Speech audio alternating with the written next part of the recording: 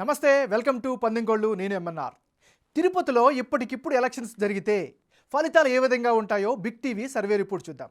YCP తరపున భూమన అభినయ్ రెడ్డి, జనసేన తరపున పవన్ కళ్యాణ్ ఎన్నికల బరిలో దిగితే ఎవరికి విజయ అవకాశాలు ఉన్నాయి? భూమన అభినయ్ రెడ్డి వర్సెస్ పవన్ కళ్యాణ్, వీళ్ళిద్దరు గనక నేరుగా బరిలోకి దిగితే అప్పుడు వైఎస్ఆర్ కాంగ్రెస్ పార్టీకి 34% ఓట్ షేర్ వచ్చే అవకాశం కనిపిస్తుంది. జనసేనకు 57%, ఇతరులకు 9% ఓట్లు దక్కే అవకాశం ఉన్నట్లుగా సర్వేలో తేలుతుంది. అంటే ఇప్పటికిప్పుడు ఎన్నికలు గనక జరిగితే తిరుపతి సెగ్మెంట్లో వైసీపీ అభ్యర్థి వెనుకంజలో ఉన్నట్లు బిగ్ టీవీ సర్వేలో తెలుస్తోంది. ఇక తెలుగుదేశం పార్టీ జనసేన పొత్తులో ఉమ్మడి అభ్యర్థిని దింపితే ఓట్ షేర్ మరింత పెరుగుతుందని సర్వేలో క్లారిటీ వస్తోంది.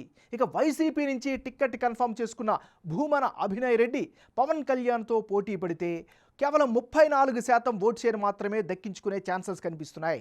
అదే సమయంలో పవన్ కళ్యాణ్కి ఏకంగా 57% ఓట్ షేర్తో తిరుపతిలో గెలిచే అవకాశాలున్నట్లు సర్వేలో తేలింది. మొత్తంగా టీడీపీ జనసేన ఉమ్మడి అభ్యర్థి గెలవడం ఖాయమని బిగ్ టీవీ ఎలక్షన్ సర్వేలో ఓటర్లు తమ అభిప్రాయంగా చెప్పారు.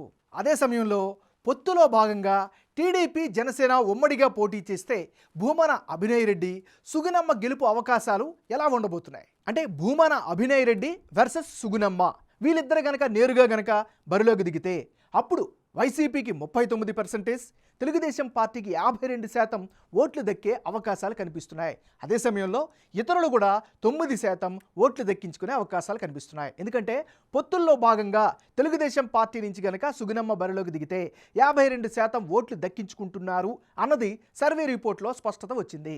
అదే సమయంలో వైసీపీ అభ్యర్థికి 39% ఓట్లు వచ్చే ఛాన్సెస్ కనిపిస్తున్నాయి. అంటే ఓవరాల్గా తిరుపతి సెగ్మెంట్లో అధికార వైసీపీకి నెగిటివ్ కనిపిస్తోంది.